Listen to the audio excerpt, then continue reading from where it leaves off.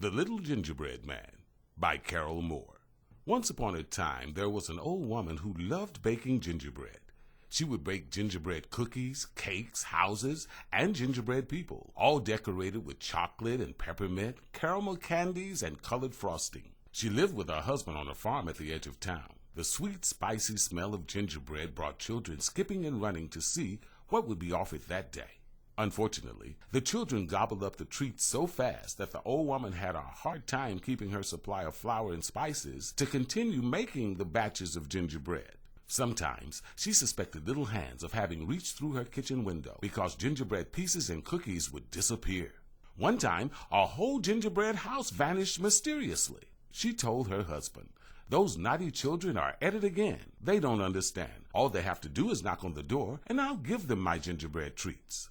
One day, she made a special batch of gingerbread men because they were extra big. Unfortunately, for the last gingerbread man, she ran out of batter, and he was half the size of the others. She decorated the gingerbread men with care, each having socks, shirt, and pants of different colors. When it came to the little gingerbread man, she felt sorry for him and gave him more color than the others. It doesn't matter he's small, she thought. He'll still be tasty.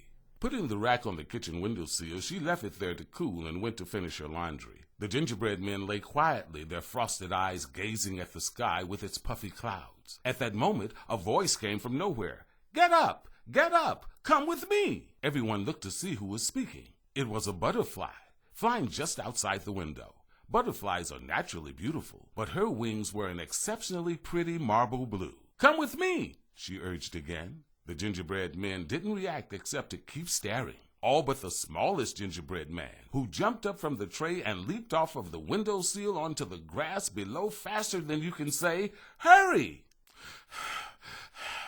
"Where are you going?" he asked breathlessly. "Away!" And before the butterfly had finished speaking, children appeared in the yard. Spying the little gingerbread man, they started shrieking with delight and began chasing him. "Stop! Stop!" they shouted. "We want to eat you!" But with his little legs churning, the gingerbread man only ran faster. He yelled, "I won't stop! Run! Run! As fast as you can! You can't catch me! I'm the gingerbread man!"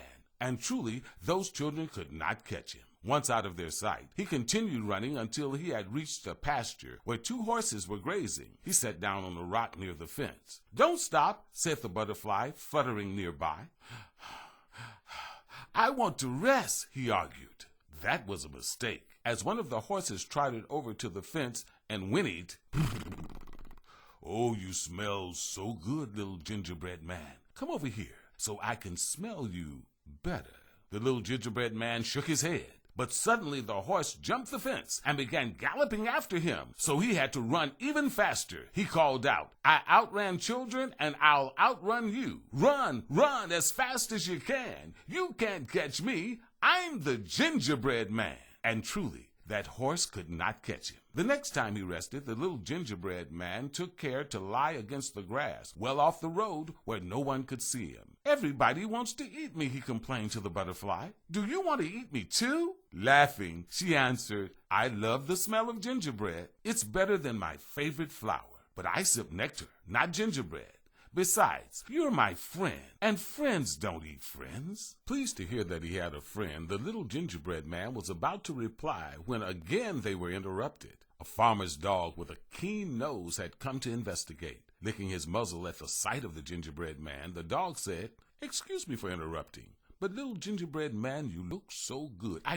Tired. Please stay a while and rest if you like." As the dog talked, he stepped closer and closer. The closer he stepped, the more nervous became the little gingerbread man. When the butterfly flitted from her grass perch in alarm, the little gingerbread man took off running, with the dog nipping at his tiny heels. He shouted, "I outran children, I outran a horse, and I'll outrun you too. Run, run, as fast as you can. You can't catch me. I'm the gingerbread man." And truly, that dog could not catch him. At last, the little gingerbread man and the butterfly reached a stream. It wasn't a very big stream unless you're a tiny gingerbread man.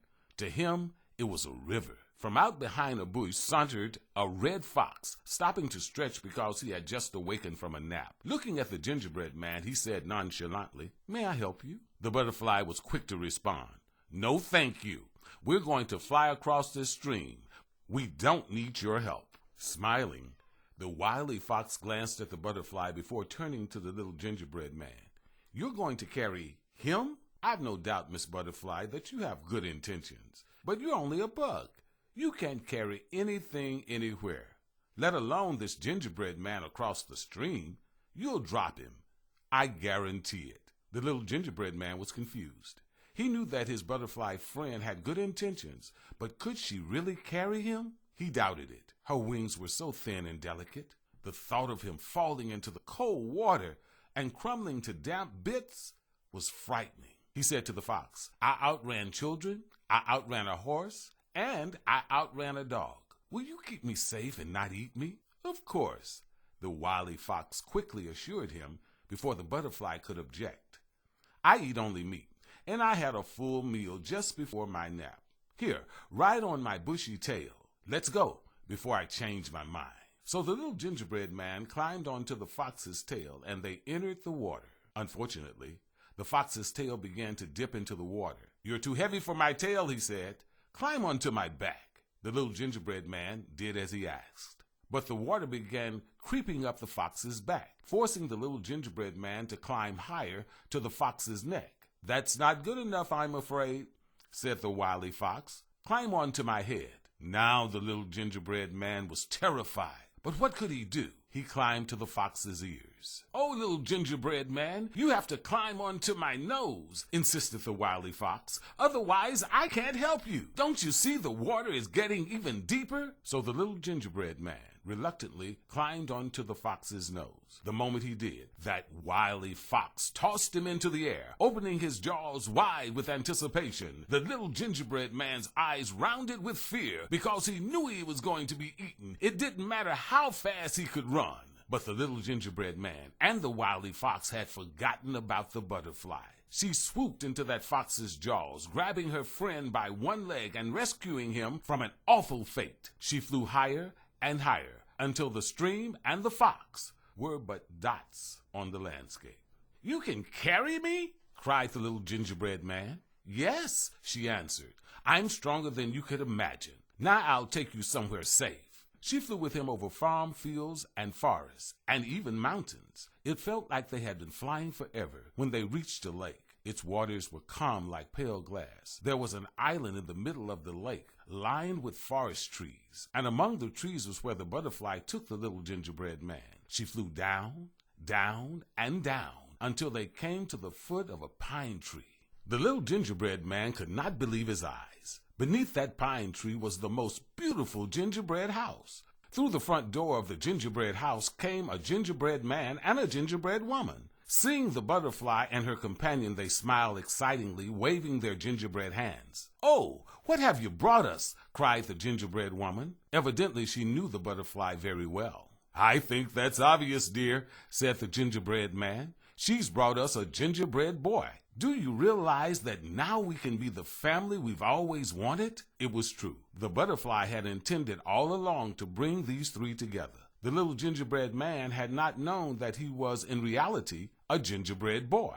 It was all so sudden, but wonderful. When both his gingerbread parents gave him a loving hug, he knew he was home. The gingerbread family went inside their gingerbread house to celebrate, with the butterfly remaining outside on the roof.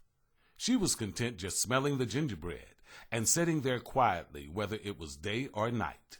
They all lived happily ever after.